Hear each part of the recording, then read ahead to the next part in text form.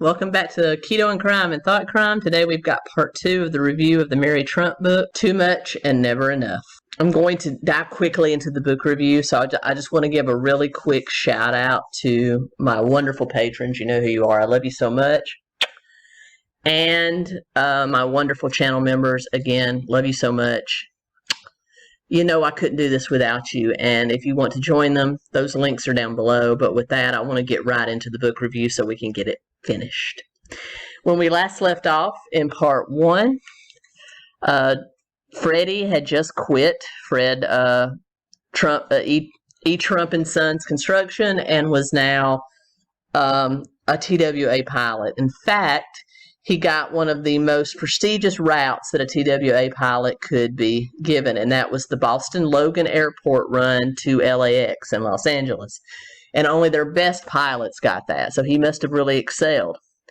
And as a result, because he was based out of Logan Airport in Boston, he up and moved his kids and family or his child and wife to Boston. And they bought a small cottage on the outskirts of Boston and set up housekeeping and were very, very happy for a while.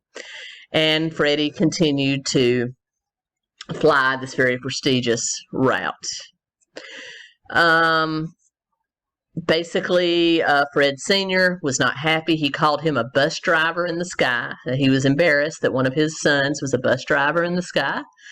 Meanwhile, Don graduated from New York Military Academy, and strings were pulled to get him into college, business school there in New York, and eventually into Penn. But it wasn't just Fred Sr. that pulled strings. It was also Freddie, because Freddie, one of his college friends, worked in admissions at Penn. And so it was Freddie that pulled the strings for Don to get into Penn. And according to Mary, Penn was not as prestigious as it is now. It wasn't considered Ivy League or semi-Ivy League like it is now. It was just a state university, according to her at that time. Now, but Freddie was the one that pulled the strings to get Don in. Now, not saying that Don's grades weren't good. I have no idea what his grades at New York Military Academy were like. But Fred Sr., even though Freddie was doing all these marvelous things to help his brother, still wouldn't accept Freddie's choice of career, berated him every chance that he got.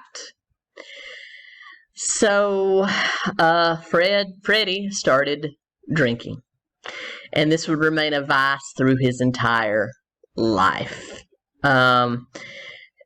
He would have daily conversations with Trump Sr., who would continue to berate him. In fact, one day when he got in from his run, he actually looked at his wife and said, "We need to get a divorce. This isn't working." And she said, "What do you mean? We've only been married, a couple of years. We have a baby. What's wrong?" And he said, "Oh, forget it." And it was never brought up again. It was just weird. So, there was an incident where Freddie went to a celebration for Donald's graduation from high school before he left for college. And he saw how heavily Trump Sr. was grooming him for the business. Freddie took Don and Robert back to Boston with him and took them on a flight and to fishing, which were two of his favorite things to do, flying and fishing. And Don told him that, Dad thinks you're a failure, and that he was very ashamed. And as a result, he drank more. He was offered a promotion with TWA that would have had them move to Kansas City, Missouri, to be based out of that airport, but he didn't want to leave the Northeast, so he turned that down. According to the author, her mother, Linda, said that from the point that Don Jr. told him that, his drinking intensified, and he basically gave up on life. He was just a shell of a man, and as a result, didn't feel he was worthy of a promotion. Instead, to be closer to his family, anything he could do to please his father, he took a lateral move that sent them back to New York. So they sold their little cottage in Boston and moved to a Trump building again, and he was based out of the now JFK airport. And he often offered to fly Trump executives or fly people, for his father, but Trump Sr. was not impressed. And he was fired from TWA, probably for drinking. He got a job with two small regional airlines, one after the other, but barely worked for them a few months before he also lost those jobs. And so he was back in Queens and had no choice after just a little over a year working his dream as a commercial pilot. He was back begging Trump Sr. for a job. By this time, he had also let his enlistment run out in the Air National Guard because Trump Sr. had given him such a hard time about his weekend drills and his 2 weeks he was gone during the summer. So Freddie couldn't do anything right, it seems. And Trump Sr., you're an ass. And Trump Sr. reluctantly gave him a job as a project manager to turn a former amusement park into a new housing development. And we close part one, the 3 chapters in part one, with Linda being pregnant with our author. Part 2, the subtitle is The Wrong Side of the Tracks, where the thesis of this is basically telling us about the early career of Donald Trump and how Fred Sr. used Donald to achieve a level of fame that he never did himself. He also kind of channels how Freddie was blamed for a series of collapses of large housing projects, and basically was considered a worthless part of the family all the way up to his death, which takes place in this part as well. So let's delve into it. Chapter 4. We open with Dawn finishing up some classes at Fordham University and then going on to Penn. She tells everyone that her Aunt Mary Ann was doing all of Dawn's homework, and they even hired a man named Joe Shapiro to take the SATs for him. I guess it was easy to do this day and age because there wasn't, all the ID technology that we have today. Meanwhile, Fred Jr. was having issues getting the building permits for the development he was working on, and Fred simply dressed him down, saying maybe if you didn't leave every weekend and fly up to Boston to go fishing, you'd be able to smooth the people you need to smooth to get those. And Trump Sr. ordered him to stop flying, to sell his Cessna, and to give up fishing. And guess what? He did. I feel so sorry for Freddie. Oh my God, poor Freddie. I can't imagine.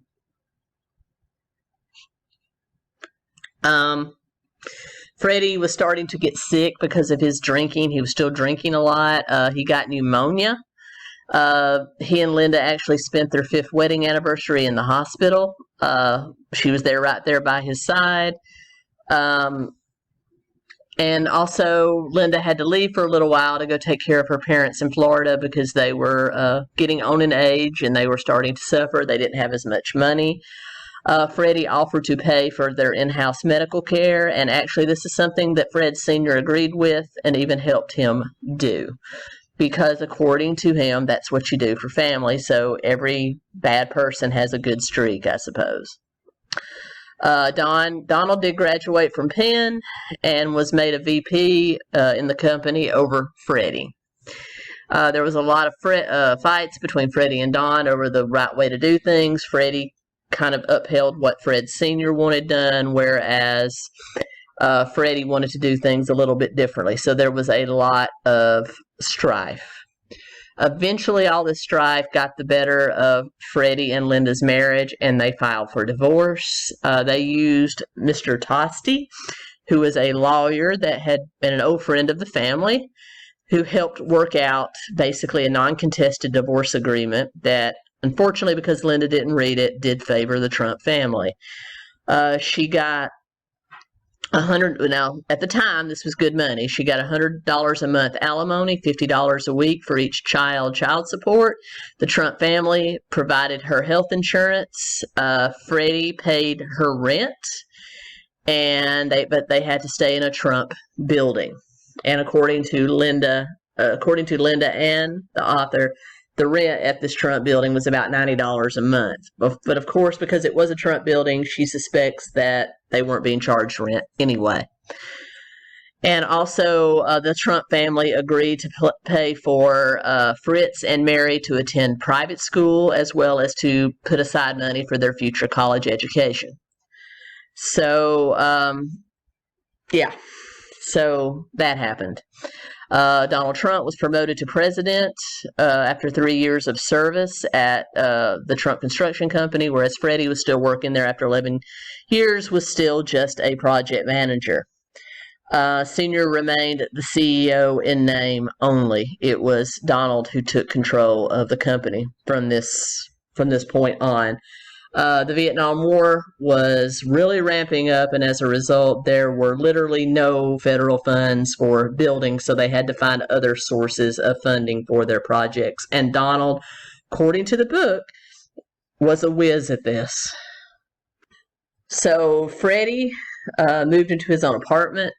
At this time, it was a non-Trump property, and according to the author, he kind of went a little boogie. He's still drinking quite a bit, but he started keeping snakes and lizards, frogs, and had baby ducks that he kept on the roof.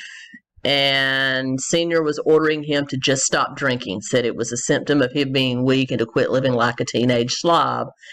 No one offered him any help, though. They just told him to stop drinking until one day when he just mysteriously disappeared. His children and ex-wife weren't told. They went to his apartment and found it completely cleared out. No furniture, no snakes, no ducks. They never knew what happened to his pets. I'm sure they were either rehomed or killed. But he had been moved, put into rehab for a while, and then was moved to his parents' home in Queens, the 23-room Trump mansion, where he was put into a upper room near his parents' room with a cot. It was just a small little off room where they could keep an eye on him, and that's where he lived. He had a small radio, a small television, and a small twin bed, which he referred to as a cot.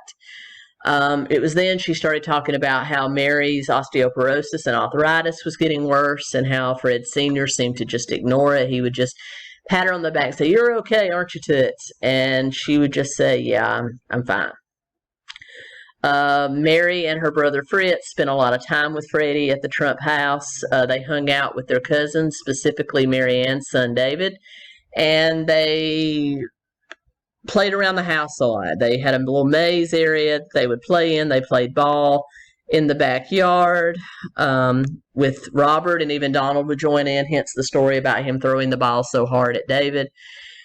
Robert was more of a soccer man. They spent a lot of time playing soccer with Robert. About this time that Donald met and married Ivana, and they moved to an apartment on Fifth Avenue in Manhattan. And then she went into a talk of the breakdown of the supposed inheritance that each child would get. Basically, they had created a separate company, which she called a shell company, which was called Midland and Associates, that basically had a portfolio of rental properties that each child had a 15% stake in each of the 8 buildings. And then she commented on how this was simply a company set up to beat inheritance tax, but a lot of people set up ways to beat inheritance tax. And she said she wondered if her father, Freddie, even knew about this money. Who knows? One day when she was visiting her father, they called his intercom and said that Donald was on his way up to the room, and Freddie kind of got ill because he didn't like talking to Donald. But Donald came up and he had a full dress suit on and had a dossier, and he said, "Hi, honey bunch," to Mary, and then asked Freddie to take the dossier to Fred Sr. in Brooklyn, and how he couldn't do it because he was going to look at property for a development in Manhattan that he was starting to run their Manhattan branch. And because he didn't want to compete with what Don Sr. and Robert, who was also working there by now, were doing in Brooklyn. So Donald also told Freddie that it would make their father very happy if he went back to work for the company in Brooklyn. But he said, in any case, will you please take these papers? And so Freddie and Mary, the author, did take the papers to Fred Sr. in Brooklyn, and they had a very cold exchange with him. No mention was made of him coming back to work at any point in time. Then he fast forwarded to 1973, where the Trump company, Trump Organization, was sued by the Fair Housing Authority for failing to rent to minorities or enough minorities. And they hired famous lawyer who was also a friend of the Trump family, Roy Cohn. And if you don't know who Roy Cohn is, he was a lawyer best known for being a member of the prosecution team in the Rosenberg spy trials, and also for being part of the McCarthy Red Scare communist investigations in the 50s. They ended up countersuing the government for $100 million for false allegations. It made Trump, especially Donald, front page news, and Fred Sr. seemed to lap this up because it was a way to get his brand into the spotlight.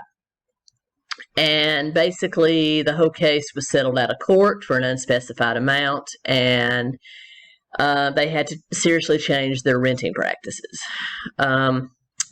Donald made himself look good, though, and he took credit. Trump Sr. made Donald look good and also kind of took credit for setting Donald loose on the company because Fred Sr. admitted that he was really growing the brand. Fred was continuing to drink more. He lost weight. He got so depressed he wouldn't get out of bed and spent most days drunk. He stopped really hanging around with his kids either. Then we fast forward to a certain Thanksgiving where first Mary and Fritz are coming to spend Thanksgiving with the Trumps at the house, and first she visits her father in his room where she told him that her mother had been withdrawing a little extra money from the account that Mr. Tossi had set up, the divorce account, and he flew off the handle and said, "That's not good, that's going to make father mad," and blah blah blah blah. So then we cut to the actual Thanksgiving celebration where it was kind of cold around the table, and then we fast forward to Christmas where she talks about the presents that Don and Ivana gave to everybody. She got a gold shoe filled with candy. Fritz got a out-of-date leather planner and underwear, and they each got a designer food basket filled with like upscale snacks. Then she talked about how they wanted Linda to come to every celebration, even though she was divorced from their father. And they gave her presents, but they were often stuff that was obviously regifted. She said her mother opened up a very nice Gucci purse from Ivana, but it had a used Kleenex in it. So they knew it was just an old one that Ivana didn't want anymore. But it was still a Gucci. They talked about Ivana and Don's prenup, which was based on Fred Sr.'s wealth, not Don's. And so she admitted Donald was building the Trump brand, and that in their family, loyalty equals silence. They were spending some time in Florida, and that's where Fred started having chest pains. He said he didn't want to even go to the hospital. He just wanted to die. But he also thought about his children. So he did go to the hospital there in Florida, and they contacted Fred Sr. in New York, who told them that they needed to come back to New York. He flew them home, put them into Queens Jamaica Hospital where he had a lot of pull. And it was found that Freddie had a mitral valve issue and an enlarged heart. And they basically prepped him for surgery, and he received cutting-edge medicine. That is, he received a pig valve for his heart by the time he was 40. In fact, he was not even 40, he was 39 and already had heart issues, probably from the drinking. After a year of recovery, he worked for Trump Organization as a maintenance worker. He would go around and fix things in their buildings, but he just couldn't stop drinking. They put him in and out of rehab. but he was gone. One Thanksgiving, the author remembers them sitting around when grandmother Mary, started to choke, and Freddie was the only one that jumped into action. She performed the Heimlich maneuver, saved her life. Everyone applauded him. So she said that was the only moment that she ever saw her father looking proud. At age 16, Mary, the author, was sent to a very fancy boating camp and then to boarding school. And before she left for boarding school, she went to go see her father, but he was not in his room. She didn't think he was in his room. She couldn't find him anywhere. She heard music playing upstairs, but her grandmother just said, "Oh, that's one of the housekeepers listening to music," and she just thought it was strange. So she didn't get to see her father before she left, and so she went off to school. A few weeks later, they were having a school assembly to watch a movie in their auditorium, and one of the teachers came up to her and said, "You need to call home ASAP." So she tried to call her mom's apartment, but got no answer, so she called the Trump house. And her grandmother Mary accepted the collect call, and and then handed the phone to Trump Sr., who told her that her father was in the hospital. She said, "Is it serious?" He said, "No, it's not serious." And then she asked, "Is it his heart?" And Fred Sr. said, "Yes, it's his heart." So it is serious. And then he admitted, "Yes, it's serious." But he told her not to worry, to call her mom in the morning. Her mother just left the hospital. She asked where her Uncle Donald was. He was at a movie. And so she hung up. She immediately called her mother's house. She kept calling her mother's house until someone picked up. Finally, her mother answered, and she told her that her father had died 2 hours ago from a severe heart attack. It was September 29th, 1981. And he was 43 years old. And then she laments how none of her family notified her when he even went into the hospital, so she couldn't be there when he died. Her mother missed him, like he had already died by the time her mother got to the hospital, by the time they told Linda. And so literally her father died alone in a hospital room with no one around him but doctors. So that's shitty. That is shitty. There's no excuse for that. Donald, Fred Sr., that was an asshole move for both of you. No, we don't do that to people. That's awful. I understand why the author is pissed. I really do. So they paid for her to come home. She attended the funeral. She said that her father had always said that he did not want to be buried. He was deathly scared of it. Even though they were cremating him, they were still going to bury his ashes. And she begged her and her brother begged for those ashes so that they could go sprinkle it up in Boston where he used to fish. They wouldn't let him, and they wouldn't let her see their father's body before they cremated it. She argued with her Uncle Robert about it. She asked her Uncle Donald. No one would let her do it. So finally, they cremated him, and they buried him in the family plot in Queens, right next to where his parents would be buried when they passed. And at the funeral, she talks about how her brother gave the eulogy and talked about their father being the black sheep of the Trump family, and a lot of gasps from the audience because, my good man, that just isn't done. She got none of his possessions. Neither of them did. They just disappeared. Of course, he didn't really have that much. He had what little bit was in his room. His trust fund was split between her, Fritz, and they gave a portion of it to their mom, Linda. It was overseen by Trump lawyer Erwin Durden and Mary Ann and Donald. But they all understood, and they split the trust fund 3 ways between Mary, Fritz, and Linda. And then she complained about how that was a huge tax burden and all this stuff. And then we end part 2. And we go into part 3, whose subtitle is Smoke and Mirrors. And basically, it talks about how Fred Sr. starts to go downhill and how Donald Trump kind of builds the Trump brand up in Manhattan, and then focuses on the deaths of Fred and Mary, and then the subsequent battle for inheritance, which many people suspect is one of her leading motivations for writing this book. So let's get into it. Opens with Grandma Mary being mugged, buying groceries, and falling down as a result, shattering most of her body because of the osteoporosis, and how it was Mary, our author, who took care of her. She moved into the house for a short time, took care of her grandmother, brought her milkshakes, brought her anything that she needed, and became very close with her grandmother as a result. And Donald would often comment, "It must be nice to have this much free time," forgetting that this is a high school student, first year college at the most. So she had a lot of spare time. And also, she's a trust fund kid. She doesn't really have to worry about working now, does she? So, anyway, the author comments that Donald was kind of moody for several reasons. He had decided to branch out into casinos and do for casinos what his father done for housing developments. And one of his properties in Atlantic City, the Taj Mahal, was in bankruptcy. And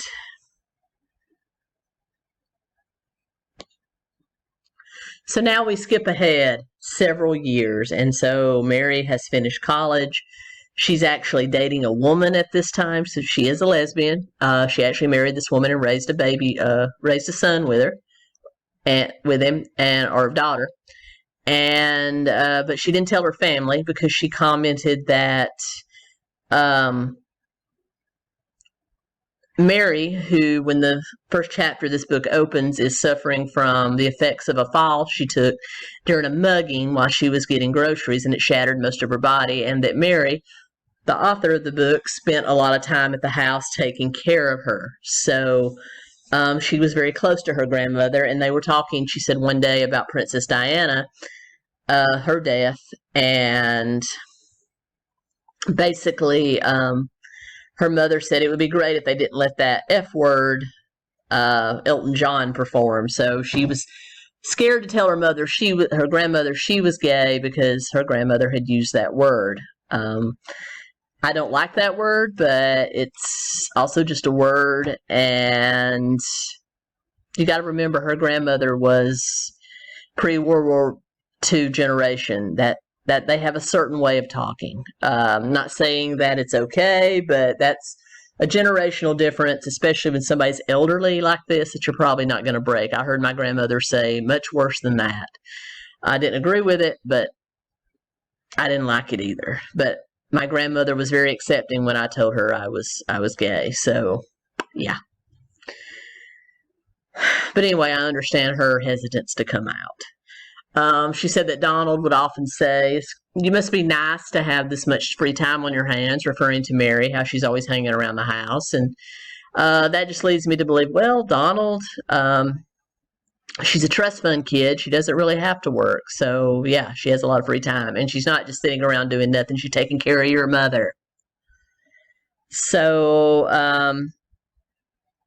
basically, Mama Mary said he's just crabby. The Taj Mahal, which is one of Donald Trump's casinos, he had basically decided he wanted to do for casinos what his father had done for housing developments. And one of them in Atlantic City was in the midst of a bankruptcy. So he wasn't in that good a mood. Also, he had been caught having an affair with model Marla Maples. And Ivana was gearing up for a nasty divorce. So he wasn't in the best moods, as you can say. So it was also around this time that Donald's influence, some Fred Sr., but mostly Donald, got Aunt Mary Ann, appointed as a federal judge with help from Cohen, and then set about trying to build his casino empire, which, did okay, she said.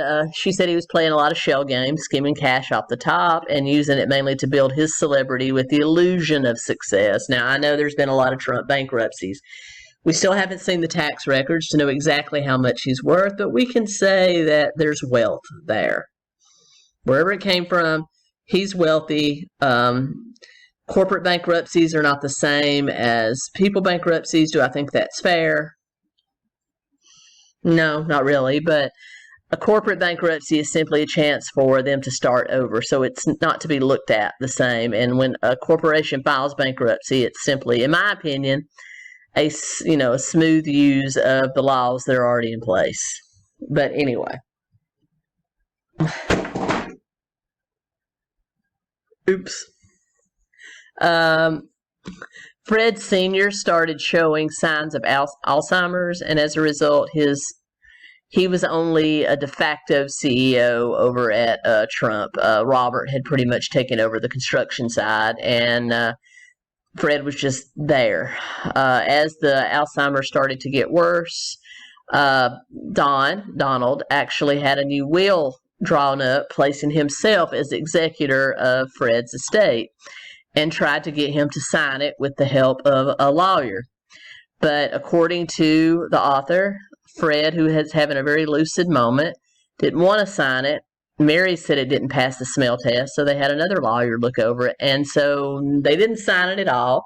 They had the whole will rewritten, which stated all 4 of the remaining Trump children would be co-executors of the will. So glad you did that, Fred Sr. Mary was pursuing her bachelor's. Our author was pursuing her bachelor's in psychology at Tufts University. And while there, she wrote a letter recommending one of her professors for tenure. And Donald somehow got a hold of that letter, probably because he was the college was trying to solicit some donations, and they showed him the letter. And he really liked it. The author said that it was probably because he wanted, she made her professor look really good. And so as a result, he called her and offered her the chance to write his 3rd book, The Art of the Comeback. This is after the publication of The Art of the Deal, and he had a 2nd book in there. And then this was his 3rd book, and he wanted her to ghostwrite it for him. And so she said, absolutely, I'd love to. So she took that job, and had an office at the Trump Organization in Manhattan, and spent many weeks compounding research for the book. Donald gave her like 10 handwritten pages, mostly about women who he had bad relationship with. She said that Katarina Witt, the German figure skater, was mentioned, and Madonna, and all this. I've forgotten Trump had dated Madonna. But yeah. So she said it was just bashing women that he had formerly dated. And so she was trying to nail him down for an interview so she could actually write the book, but he never had time for her. And as a result, the book wasn't getting written. She was digging into a few, articles here and there, and starting to write a little bit, but really didn't have much to show. She did get him along with he was living with Marla about this time, and she did get him along at that point, but still nothing for the book. And then one day, out of the blue, and she's commented how much she liked Marla Maples, that she was much more down to earth than Ivana. And so one day out of the blue, Donald told her that his publishers at Simon & Schuster the editor at Simon & Schuster wanted to have a dinner with her. So they arranged this, and she thought they were just going to talk about ideas and such, but instead the editor said that they wanted to replace her with somebody more seasoned, that they weren't happy with the progress on the book, and she lamented that she hadn't been able to get an interview with Donald. And the publisher said, that's exactly why we need to replace you, because you know the Trumps, you know your uncle. You should be able to write this book with very little input, without a full-on interview from him. You have his previous books, you have articles, you have just being able to observe him daily. You should be able to write this book. So that's the reason we want to put somebody more seasoned on it. You're wasting our time and wasting our money. So, yeah. So she was fired. And unfortunately, I have to agree with the publisher here. I've ghostwritten 2 books and was given very little input from the authors. I was given a topic, and I did the rest by researching, by reading, by digging, by listening to people. And I wrote those books, and the authors loved them, and they're currently on Amazon. I can't tell you what they are because that would be a violation of my ghostwriting contract. But yeah, Mary, you didn't do such a good job with that. That was a golden opportunity to ghostwrite Donald Trump's third book. You've probably been paid pretty well for that. You got an advance, all this stuff. Even though I know you had to like fight for the advance, but you got it. But you were kind of lazy, girl. You didn't really put forth any effort to write the book. You just wanted Donald to kind of spoon feed it to you. Well, that's not the purpose of a ghostwriter. You go and get the information to write the book. So I have to agree there. Sorry. One author to another, one ghostwriter to another. I have to tell you that. So, Fred Trump Sr.'s Alzheimer's started getting more prevalent, more worse. He was in and out of lucidity all the time. The only child or grandchild that he never forgot was Donald.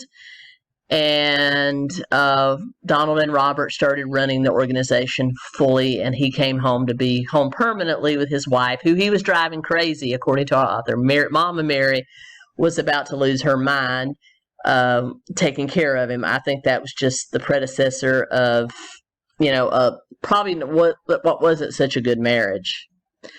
Then she mentions that Don was already cheating on Marla with Melania, and that she didn't like Melania. Didn't tell me why. She just didn't like her. June 25th, 1999, Fred Sr. is taken to the hospital. He's very ill. The entire family is there. Some of the siblings were squabbling, but pretty much Fred Sr. died at 93 in that hospital in Long Island, which was another hospital owned by the same Jamaica Queens Hospital. And there were lots of news coverage. Everybody that was anybody was at his funeral, according to the author. And it was a full-on celebrity, funeral. All the grandchildren except Tiffany, who was still a baby, who was old enough, was honorary pallbearers. And they buried him in Queens next to Freddie. Then they all had lunch at Donald's apartment, and then she went back to her grandmother. She stayed with grandmother Mary until she fell asleep. And then a few weeks later, she received a phone call from her Uncle Robert saying it was time for looking over the will. So they all showed up. And basically, when the will was rewritten after Donald tried to become a sole executor, originally it was 20% going to every sibling, so 5 of them, 20% split evenly. So with, of course, some for his wife, but for the most part it was 20% for the kids. And then when it was rewritten, it was rewritten, since Freddie had already died, it was rewritten as 25% to each living sibling. So there was no provision made for Freddie's 20% to be divided between his 2 surviving children. In our author's eyes, her and Fritz, her brother, who had a sick child himself at the time, should have received each 10% of the overall estate. Instead, like the other grandchildren, they had already received their father's trust fund in full. They had already, you can see where I'm going with this. They had already had their entire education paid for. Their health insurance, even as grown adults, was still being provided by the Trump family. They had received their father's trust fund, which I'm sure was many millions of dollars. And they were also received the grandchild's part of $200,000 from the death of their grandfather. So that was all they were getting, and they argued, saying that they should receive their father's 20%, because the other children would eventually receive the fruits of their parents getting their part. But Robert, who was kind of leading the charge, said, well, that's not what Dad wanted, Unfortunately, your father never really contributed to the family. He was kind of a burden on the family.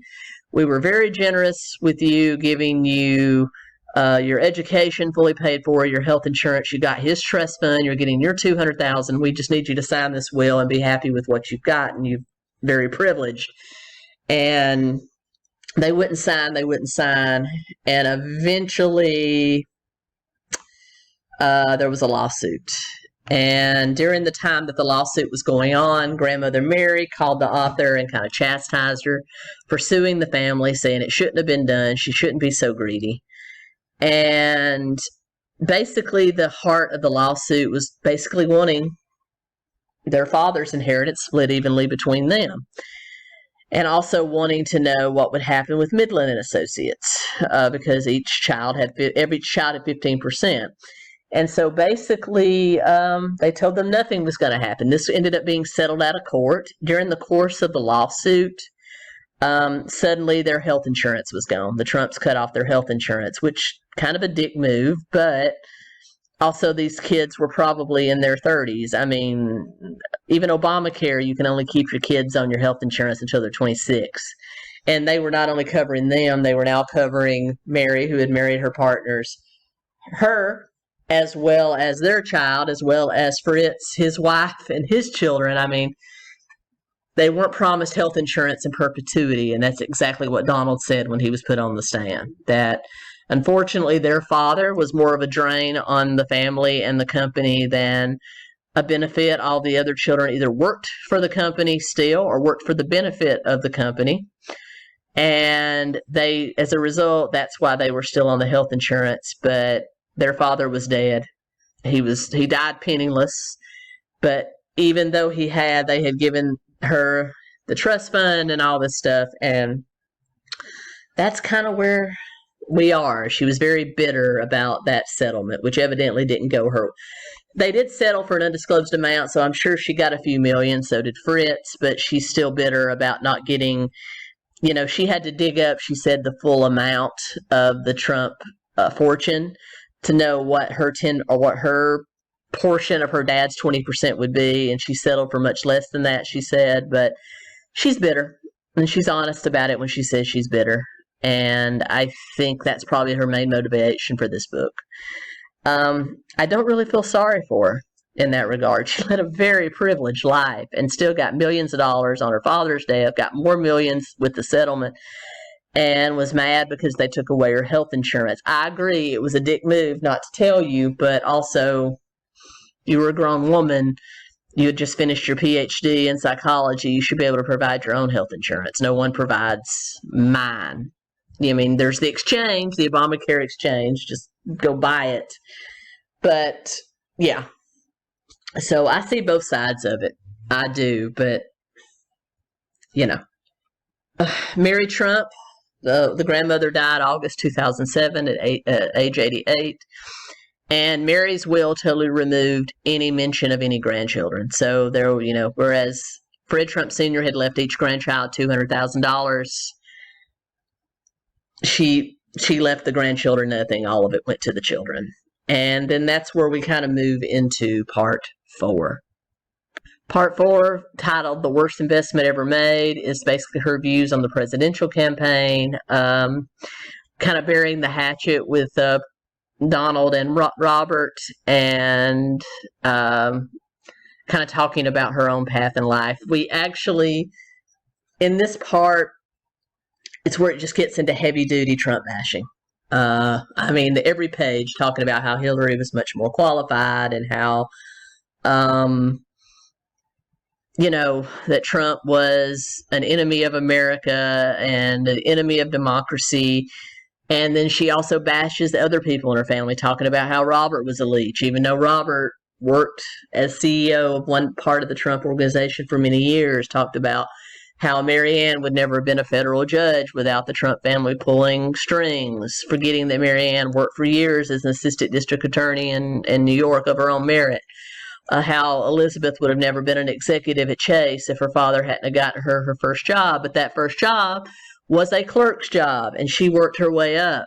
So I think I call this part Bitter Grapes because that's what it sounds like to me. Just a lot of bitter grapes over nothing. I understand how you thought you were entitled to that other, 10% of the full money, but look at all the millions you did get.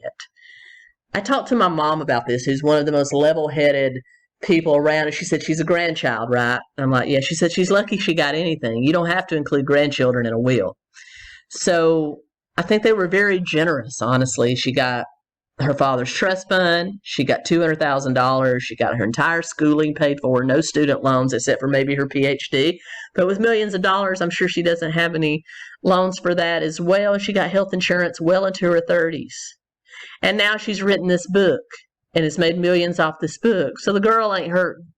I think it was just revenge at the most well-timed, which was his re-election campaign. If he was going to be such a danger to, the United States, why didn't she write it in 2016? Why didn't she write it when it happened back in the 90s? She could have single-handedly brought down the Trump brand. No, she didn't, because the whole settlement hadn't happened yet, and she wasn't angry enough yet. So, yeah. I know but that's just how I see it. If you read this book, if you like Donald Trump, it's going to make you like him more. If you hate him, it's going to make you hate him more. If you have no opinion on Donald Trump, you're going to just feel sorry for the dude, because I really think he is the product of his raising, which was kind of bad. So I feel sorry for the dude. And I think ultimately, even though this book is worth the read, I highly recommend you check it out on Audible or purchase it off Amazon. I highly think that it is a revenge book. I mean, when you look at what she did receive, when you're working class like me and you look at that, plus being given the opportunity to work for the Trump, which she squandered, I think, yeah, you can safely say it's bitter grapes. But that's my opinion. Won't you give it a read? If you've read it, let me know what your opinion is down below. I'd love to know. Please like, comment, share, subscribe. Join me on Patreon. Join my community. I hope you enjoyed this. I'll be back real soon with another video. Until next time, Keto Comic.